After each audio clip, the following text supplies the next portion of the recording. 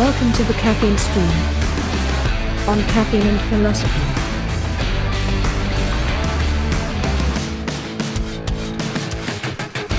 Alright, hello everyone, welcome to the Caffeine Stream. My name is CB Robertson. This is episode 25, and continuing in the spirit of a few previous episodes where we've discussed not just philosophers of the past, but contemporary philosophers, people like Matthew Crawford and Curtis Yarvin.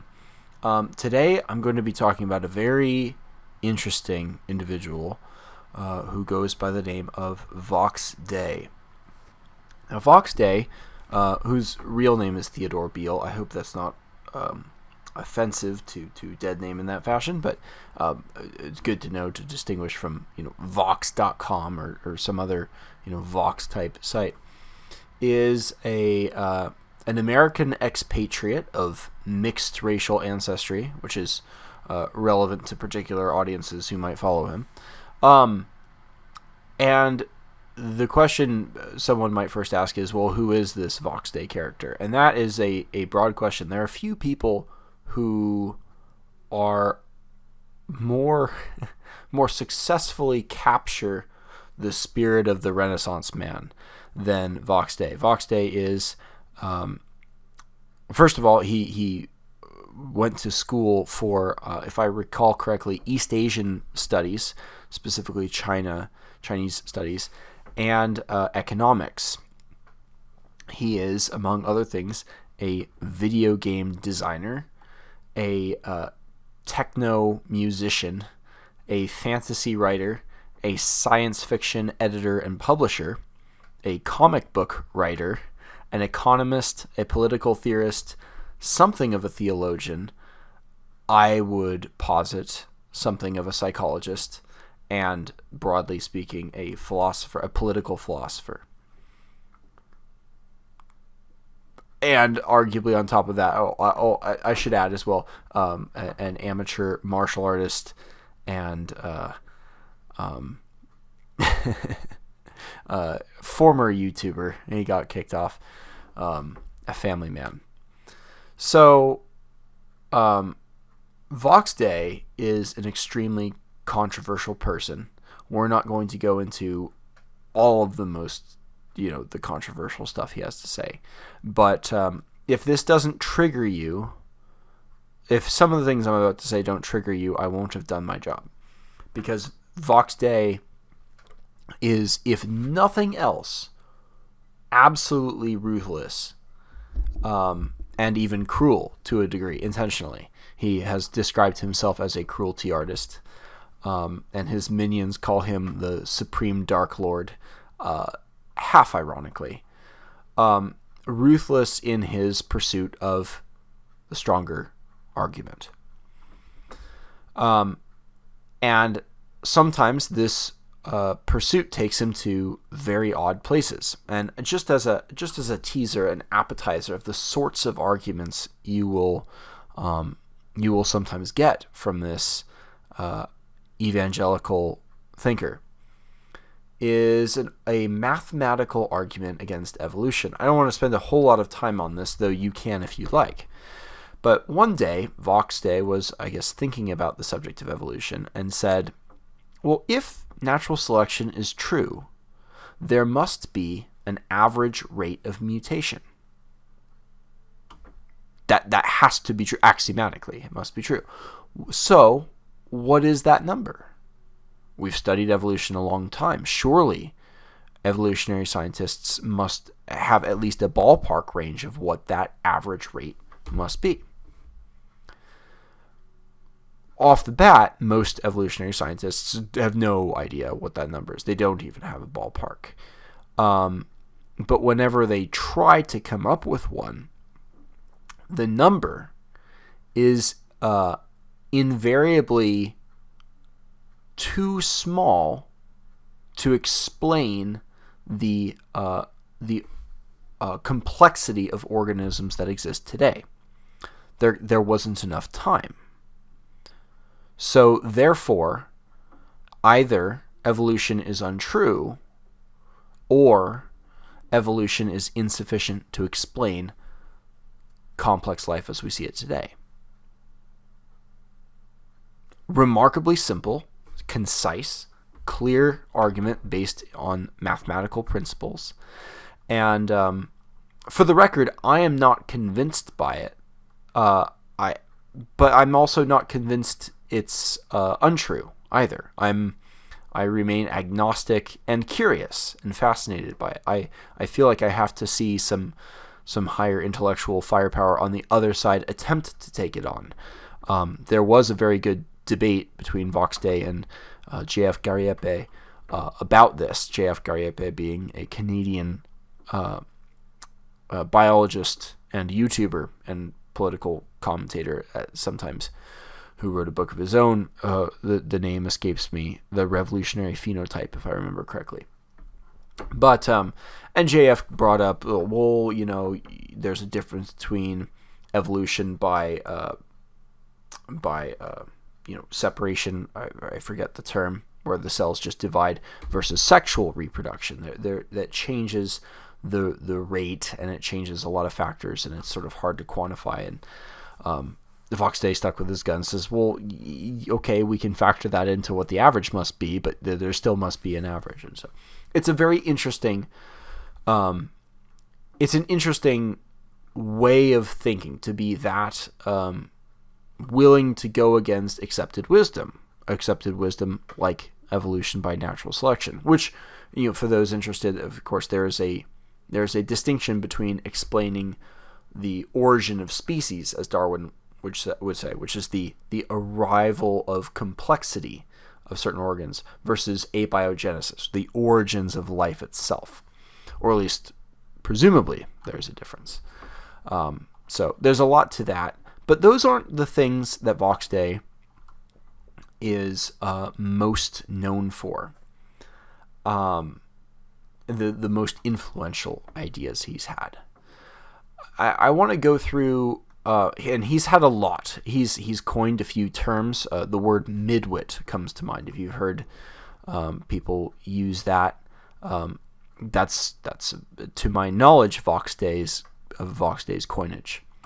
And you'll see his arguments invariably without attribution sometimes circulate to very high places. At one point, the New York Times, a writer there wrote an argument that religion doesn't cause war. This was also an argument advanced by Vox Day first in a book written in, I want to say, 2004, or it might have been 2014. It was a 4 number. Yes, 2014. Where he argued that from a historical analysis perspective, that religion is never the cause of international war. Contrary to all appearances. I mean, and we can find small exceptions, but these are usually, the cause is almost always political. And so that's maybe a book worth checking out there. But the big ideas I wanted to address here are the concept of the socio-sexual hierarchy, which he has developed over the last decade or so. The understanding of immigration as a form of war. And finally, a take that will, I'm sure, offend some people here on Jordan Peterson. So beginning with the socio-sexual hierarchy. This is, I think, in some ways, one of the most interpersonally valuable bits of wisdom from Vox Day. Vox Day is a pattern recognition machine, more so than your average person. And so when we're talking about the socio-sexual hierarchy, we're not talking about the hierarchy as anthropologists or sociologists would talk about the term. So when you talk about the alpha of a pack, which is a term that is part of the socio-sexual hierarchy here, an alpha refers to a role in the wolf pack. The leader of the wolf pack is the alpha by definition. And then there are like betas and omegas and these sorts of things. the socio-sexual hierarchy that Vox Day is talking about is not a descriptor of roles in that way. Rather, it's a pattern we can see in personalities, and it's not absolute. It's not a perfect gauge. It's not like your Big Five personality thing or your Enneagram or anything like that. But it's a loose rule of thumb that can be very useful in understanding how people are likely to behave. And so, going from memory here, because I didn't think to write this down in my notes. So the alpha is very much like the sociological alpha in many ways. Alphas tend to be, leaders. They tend to be driven by thumos, the desire for fame and recognition and being the best. Very competitive sorts of people. Then there are, and these alphas come with positive traits. They tend to make very good leaders, but they also have drawbacks. Oftentimes, alphas are not super great at. Alphas are often not loyal in the way you normally expect people to be loyal, and they're for instance, not usually very faithful husbands. It's just if you would not, for example, if you identify someone as an alpha male, you're like, great, this is a sort of person who would make a good leader for my company, but he's not a sort of person that I'm going to leave alone with my wife for too long, or at all. The personality trait allows you to understand people and not to hate them, but just to understand where their strengths and weaknesses are in relation to yourself and your company or your group or what have you. So after alphas come betas, and betas are like the wingmen of the alpha. Very loyal, supportive, and they want respect. And then you get deltas, which are the way Vox Day talks about deltas.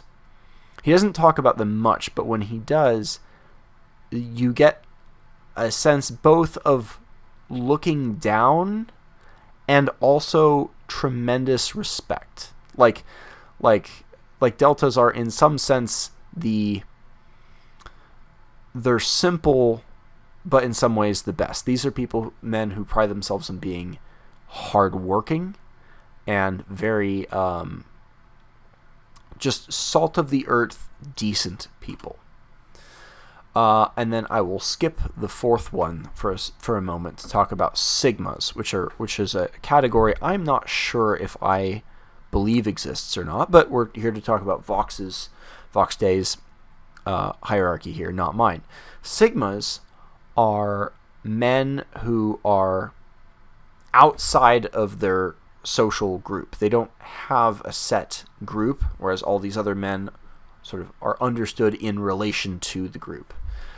But somehow seem to win anyways. Sigmas are guys who are not leaders of a club, but still have hot girlfriends, for example. Sigmas they've become something of a meme online in a negative way in the last couple of years. You see all these jokes about Ryan Gosling and Drive and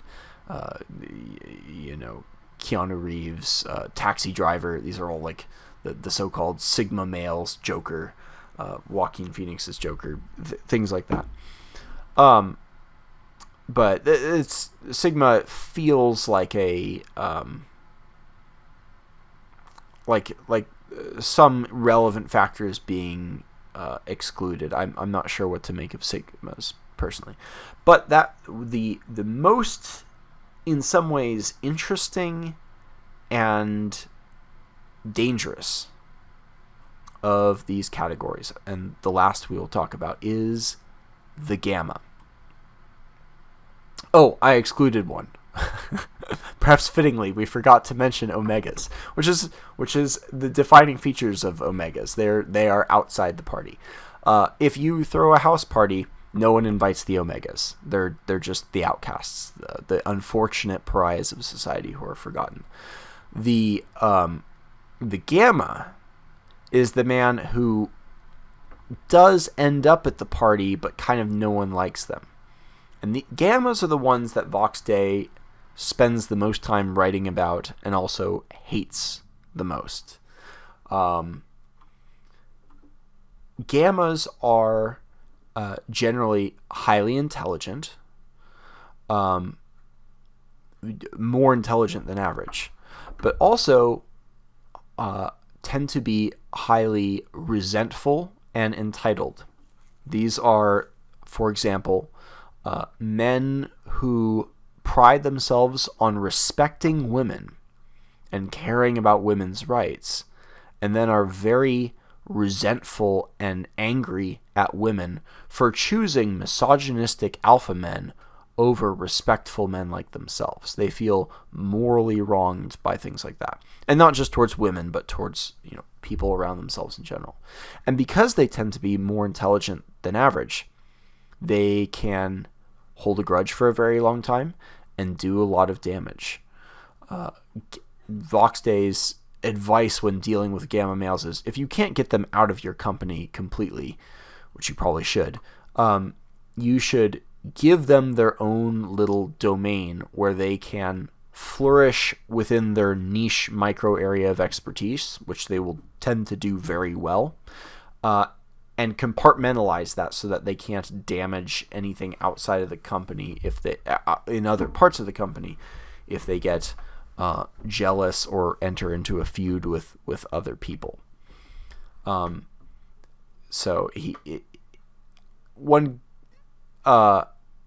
It obviously, none of these things describe any one person perfectly, but some of them, once you begin to see other people through this lens, it can be useful. And there is certainly not a perfect, but a degree of a predictive quality to this little socio-sexual hierarchy, which he developed. Socio-sexual because the hierarchy does have something to do with women and access to women. Anyone listening to this might have noticed we're talking primarily about males here. I'm sure there is some kind of socio-sexual hierarchy, a sort of mean girls ranking among women too. That's just not what we happen to be talking about here.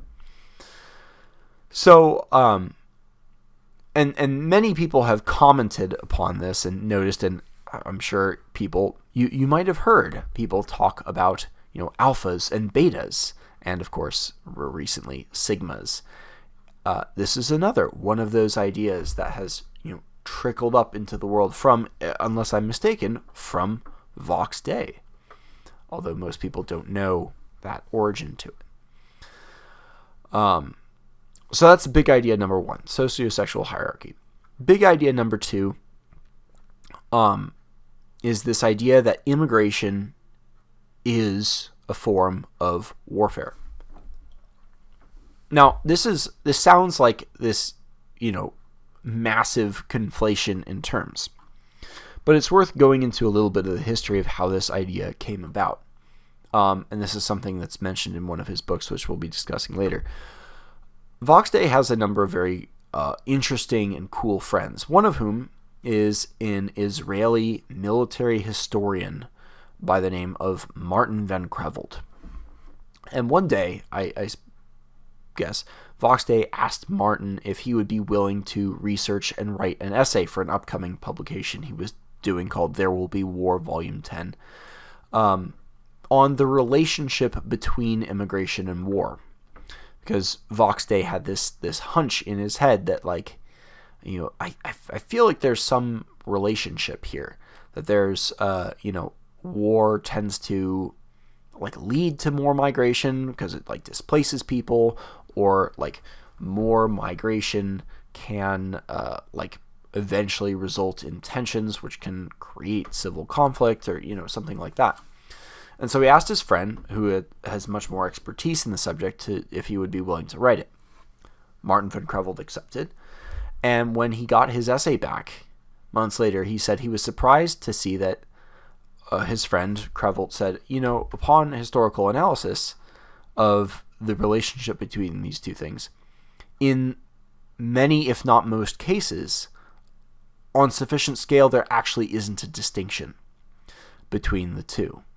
There isn't actually a distinction between, for example, the Hunnic, migration across Eastern, Western Asia and into Europe, which is, understood today as like horse raiders just riding into towns pillaging, which no doubt did happen.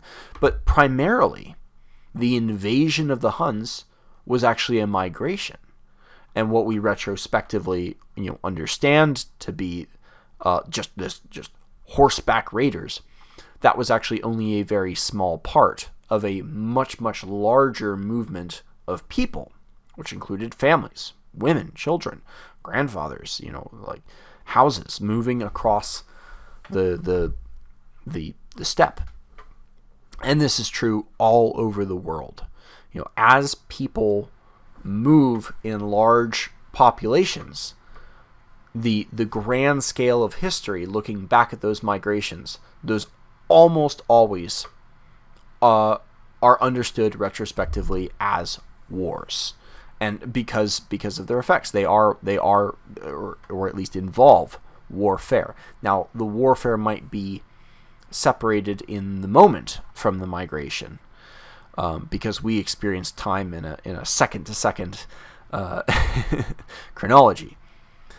I used this in an essay I wrote back in, I want to say 2018, on the coming Civil War, inspired by this subject, talking about Rajneeshpuram, which was where the Osho cult moved from India into Antelope, Oregon, a town of about 50 people, mostly retirees.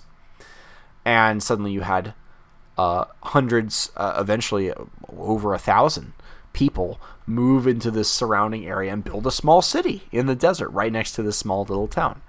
And the occupants of this town said, well, this is really strange. All these young people walking around in red clothes and acting all weird, and like, we really don't know what to make of this. They had no idea that they were experiencing an invasion.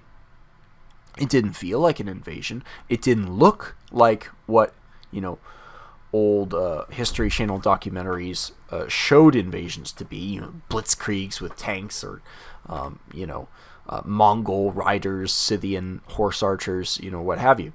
No, it was just people moving in, and that not only is a prelude to war, but actually is the substance of war, which is the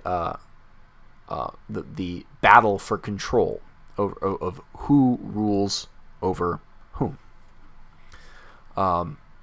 So the historical analysis is another thing that Vox Day is brings to a lot of these arguments, not just the mathematical stuff that we were talking about before, but it's funny if you listen to his streams on Unauthorized. He'll sit in front of this huge library, and he's read all of them, which is fun. He'll actually, one of the strangely less understood and less studied historical empires was that of the Byzantines, which is strange because the Byzantine Empire was one of the longest lasting empires in history. It lasted over 1,000 years, from the fall of the Roman Empire into late 16th, early 17th century, sometime in there. Maybe a little earlier than that. I want to say the fall of Constantinople was in the 14. I have my dates all wrong. I don't know. But anyways, it lasted a very long time, and there's a lot of lessons to learn from that and from other. He was talking recently about a number of historical writers and writers on war, for instance, that most people have never heard of. Everyone's heard of Sun Tzu. Everyone's heard of Miyamoto Musashi, but there are all kinds of great historical writers that that Voxday will bring into the table, and writers that we have heard of, but not in much depth. Much of his talk about politics comes from Aristotle, for example, and not just the basic politics of his stuff, but the influence of rhetoric on how we interact with certain kinds of people as opposed to others. Which I suppose brings us to our third big idea, besides immigration being war from the historical lens. And besides the socio-sexual hierarchy, we have Jordan Peterson. Now, Jordan Peterson is a funny subject because Voxday was initially entirely uninterested in Jordan Peterson. But so many people in his messages in his chat kept bringing up, oh, you should talk about Jordan Peterson. Look at this Jordan Peterson guy. He's doing so much good work. He's bringing people to Jesus. He's like bringing people to the right, so on and so forth. Voxday finally said, okay, fine, I'll check out this Jordan Peterson guy. And he was horrified. It's a pretty counterintuitive reaction to have. I would have thought I was a fan of Jordan Peterson at the time. And Voxday was, in fact, so appalled, not just with Jordan Peterson, but that anyone had taken him seriously to begin with, that he decided to write a whole book about Jordan Peterson called Jordanetics. And there's a lot in that book, but there are I think three main takeaways from Jordanetics you could take away that explain Voxday's position on Jordan Peterson. First of all, he says Jordan Peterson is a profoundly sick individual. Like he not just the stuff everybody knows about, but he says which is the addiction to certain drugs, his constant battle with depression and probably other mental disorders. It's not just the stuff that everyone knows about, but the stuff that everyone should know about, but doesn't, because many of Jordan Peterson's own fans don't actually read his books. And one of the things that Voxday brings up is a quote from Jordan Peterson. I'll actually read the section in Jordanetics. He says, "You need not be familiar with the terminology of the occult to recognize when you are dealing with a madman. It's hard to decide which is crazier, the following dream that Peterson relates, or the fact that he actually decided to put it down in writing and share it with the world. Quote, I dreamed I saw my maternal grandmother sitting by the bank of a swimming pool, which was also a river. In real life, she had been a victim of Alzheimer's disease and had regressed to a semi-conscious state. In the dream, as well, she had lost her capacity for self-control. Her genital reason was exposed, dimly. It had the appearance of a thick mat of hair. She was stroking herself, absent-mindedly. She walked over to me with a handful of pubic hair compacted into something resembling a large artist's paintbrush. She pushed this at my face. I raised my arm several times to deflect her hand. Finally, unwilling to hurt her or interfere with her any further, I let her have her way. She stroked my face with the brush, gently, and said, like a child, "Isn't it soft?" I looked at her ruined face and said, "Yes, Grandma, it's soft." End quote. Maps of Meaning, the Architecture of Belief. Grandma is not the only family member about whom Peterson dreams in a distinctly sexual manner. Continuing with Voxday's quote here. He also dreams about his cousin Diane, who he describes as being the most beautiful woman he had ever seen in waking life. Quote, Some dogs emerged out from under the basement stairs where they had inexplicably taken residence. They were standing upright on their hind legs. They were thin like greyhounds and had pointed noses. They looked like creatures of ritual, like Anubis from the Egyptian tombs. They were carrying plates in front of them, which contained pieces of seared meat. They wanted to trade the meat for the cans. I took a plate. In the center of it was a circular slab of flesh 4 inches in diameter and 1 inch thick, foully cooked, oily, with a marrow bone in the center of it. Where did it come from? I had a terrible thought. I rushed downstairs to my cousin. The dogs had butchered her and were offering the meat to the survivors of the disaster. End quote. Also maps of meaning. So, I mean, you can make what you want of the dream. I think what Vox Day is cueing in here on is, aside from, there's something concerning about someone who, A, both just has these dreams generally, but B, is writing this down and relating this to people. But the dream itself aside, it's strange and concerning that someone would describe their cousin as the most beautiful woman he had seen in waking life.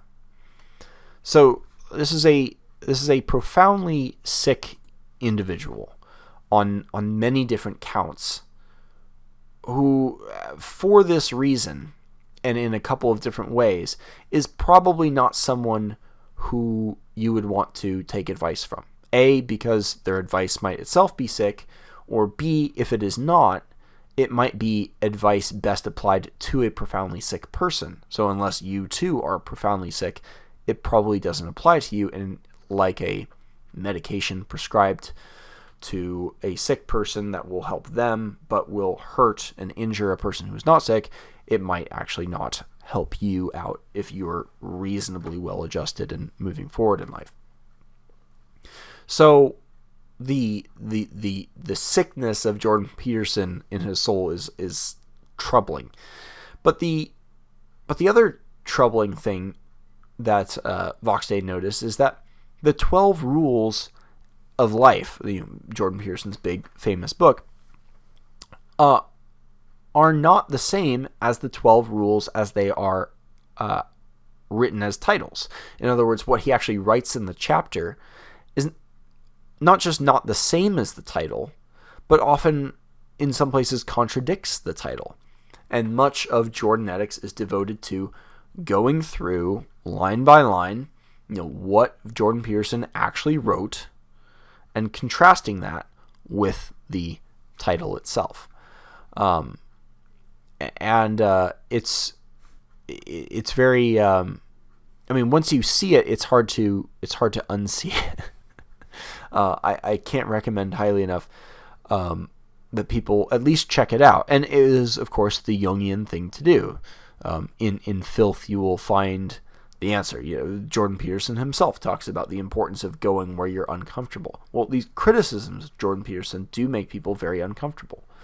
But and I guess the gap between the 12 rules as titles, which Vox Day says are quite good. If you just say, stand up straight with your shoulders back, like that's, yeah. No one needs to be told that, in Vox Day's opinion. I think I might disagree. I think Jordan Peterson does have some good advice that it's worth being reminded of, even if you know it. Being reminded can be valuable. But the fact that where the chapters go and how they explain it is different, is concerning as well. And that leads to a third point, or not the third point, a related point, what Vox Day calls baffle garble. Jordan Peterson has a very interesting way of speaking. And this was the thing that first stuck out to me and made Vox Day's critique of Jordan Peterson click for me personally. Was I noticed this in how Jordan Peterson spoke too, once it was pointed out. Jordan Peterson has a way of speaking in his lectures and in his public events where he will make an assertion and then put words in your mouth or in your head. He'll say, like, existence is suffering. Now you might say that blah, blah, blah, blah. And whatever he says after the now you might say that may or may not be what you were thinking.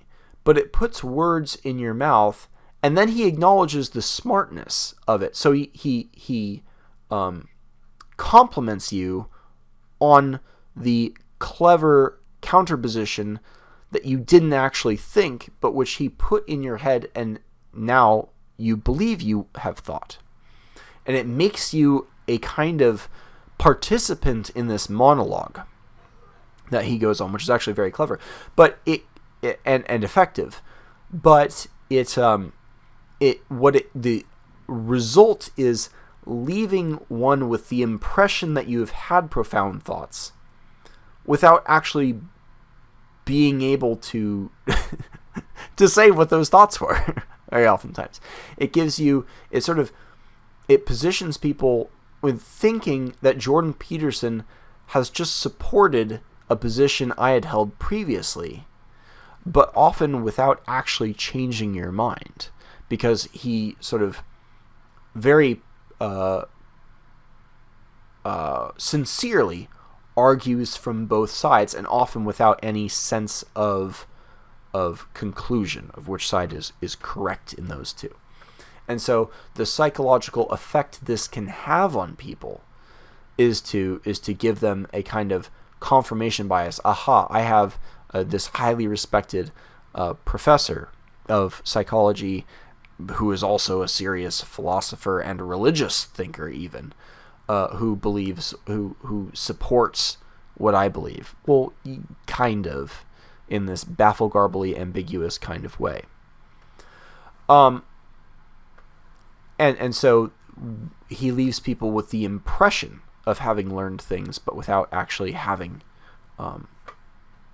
having changed their mind or learned anything.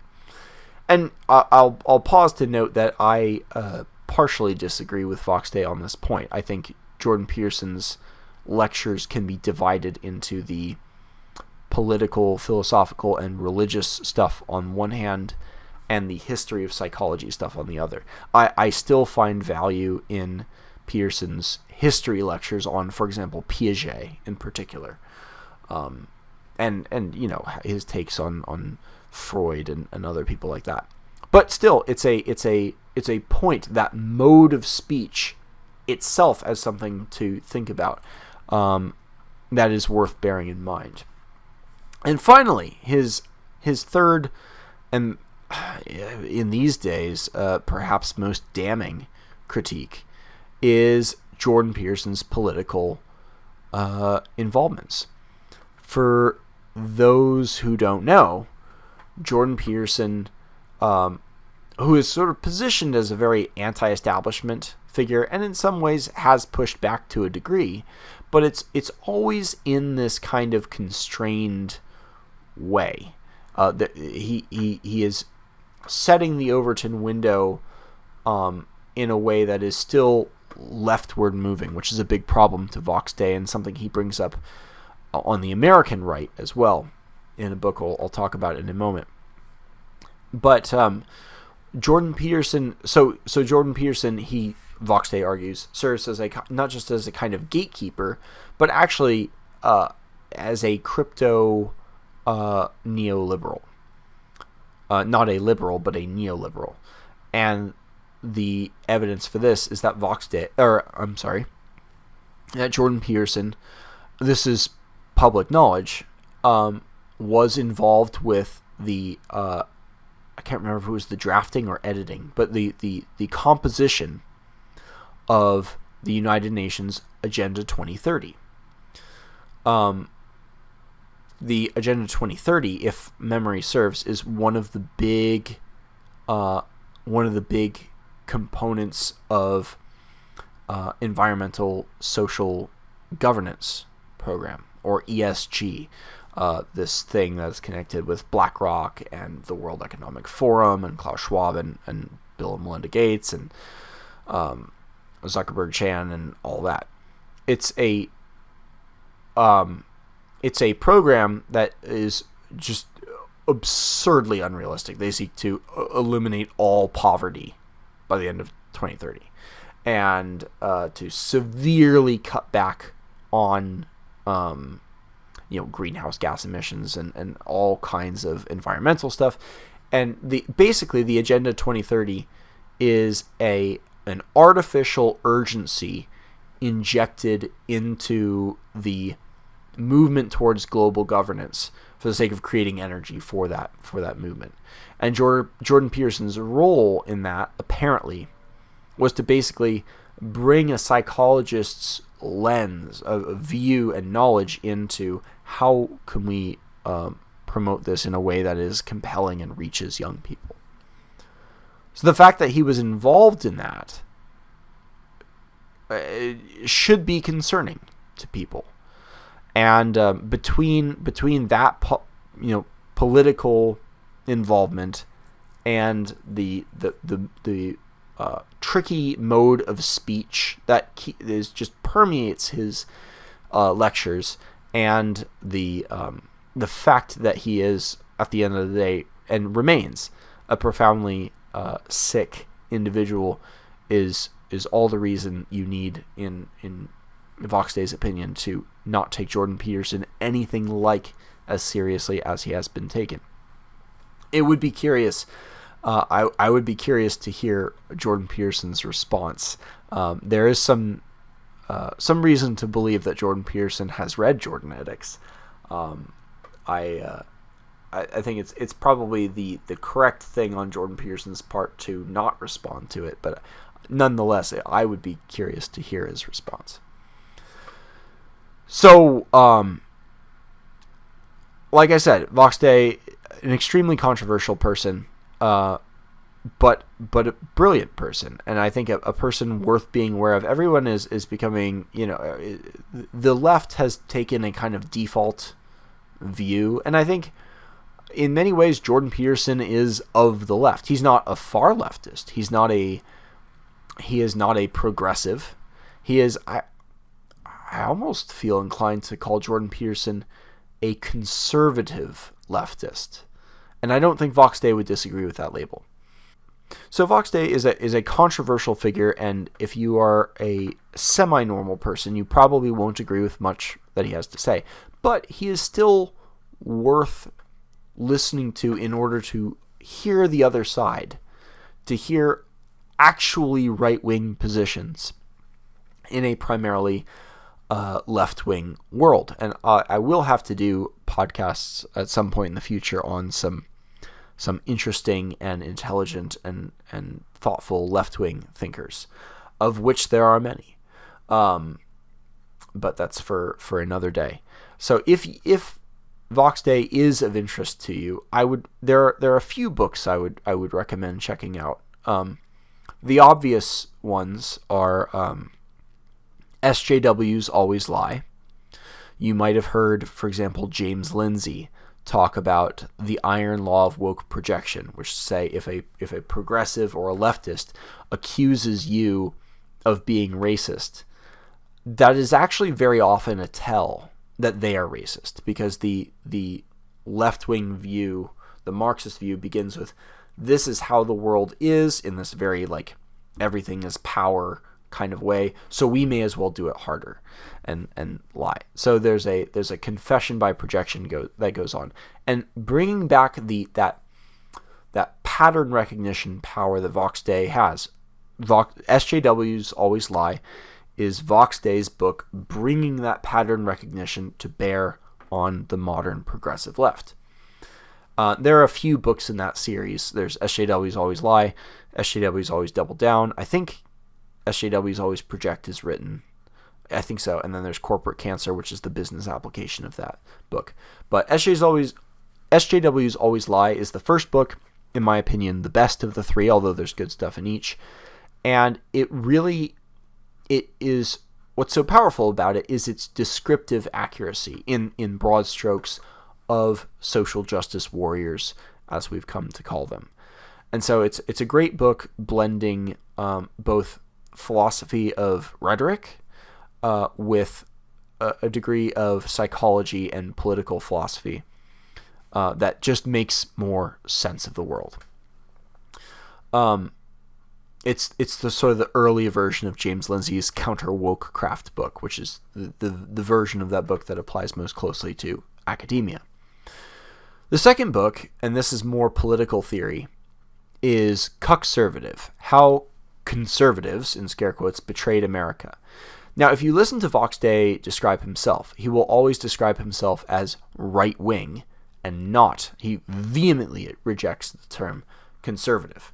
And he rejects it because at the not just like it's a colloquial knowledge now that like, oh, conservative is just a liberal but like 20 years slower. Just put on the brakes, but we're going to the same place. It's not just that colloquial sense. What Vox Day and the co-author of that book, another Native American gentleman named Red Eagle, John Red Eagle, write is that this is actually true in American political history. Back in the 60s, basically the conservative establishment made a deal with the devil, which is to say the left, and basically said, we'll basically gatekeep and kick out the further right movements, so like the John Birch Society, in exchange for a degree of public respectability. And so under primarily, and the primary object of Vox Day's contempt is William F. Buckley, for this reason. And so because of that, the Overton window has gradually shifted further and further left. Actual, conservative Americans were left essentially without a party, and I just like moved into the hinterlands and became apolitical, or else their children were slowly brainwashed into further leftism. And basically, the conservative movement, as opposed to the political right, under the brand name of conservative, basically acquiesced to a program of organized defeat and controlled defeat that would maintain a degree of political power for those who participated in it. And it's extremely well researched and extremely well written. So I would encourage people with an interest in contemporary American political philosophy to check out that.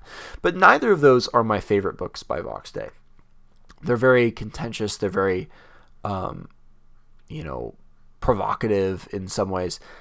My favorite books, and the books that those who are just interested in learning to think better and to explore interesting ideas, not to piss people off or to get back at people and to own the libs or conversely to own the right or whatever, but just to explore great ideas, are Vox Day's two debate books. These are two books that are co-written with other interlocutors, and this is not a hard adversarial debate. These are both very friendly debates with two people who know and like each other, trading back and forths in arguments as you are supposed to in philosophy. These two books are On the Question of Free Trade and On the Existence of Gods. And I'll leave links to these two books in particular because I think they're excellent. On the Question of Free Trade is, as you would expect, on whether or not free trade is good for a nation. Vox Day is an interesting case here because he is a former libertarian who became, after some study under specifically Steve Keen, an Australian economist, more of a nationalist, more of a labor and manufacturing protectionist, I guess one might say. In a way that preceded Tucker Carlson moving in that direction. Some people might remember Tucker Carlson debating Ben Shapiro. Ben Shapiro, of course, takes a very strong free markets approach. No, free markets benefit everybody, blah, blah, blah. A classic libertarian. Tucker Carlson said, no, we need to protect our laborers. And I think many libertarian-leaning people on the right, Tucker Carlson's position might have sounded somewhat surprising. It makes me wonder if Tucker Carlson perhaps has read Vox Day or is familiar with these arguments. But On the Question of Free Trade is an excellent exploration of where these arguments come from, where they break down the strongest case for protectionism versus free trade, and that sort of thing. And it's a fun read. And I would say this same thing with On the Existence of Gods, which is absolutely wild book, goes in some crazy directions. You get anyone who, like me, has listened to all the Christopher Hitchens and William Lane Craig debates, the Sam Harris debates, the Matt Dillahunty debates, all the classics of that. You get kind of used to, there's only so many arguments for and against God. There's the ontological argument. There's the teleological argument, the argument that like everything appears to have been created, or there's the cosmological argument. Everything must have come from somewhere, so where was the first cause, and all these sorts of things. And then there's the problem of evil, which is the one that atheists always bring up. Christopher Hitchens maybe most eloquently. You get some arguments on the existence of God that you probably haven't seen before, and in a very fun. It's just a fun read. Both books, in some ways, read like Platonic dialogues, and it's especially fun when the judges have very petty, judgmental opinions about the arguments people make. So, some final thoughts. I'm not doing this podcast to endorse Vox Day's positions on everything, because he isn't always right, I think.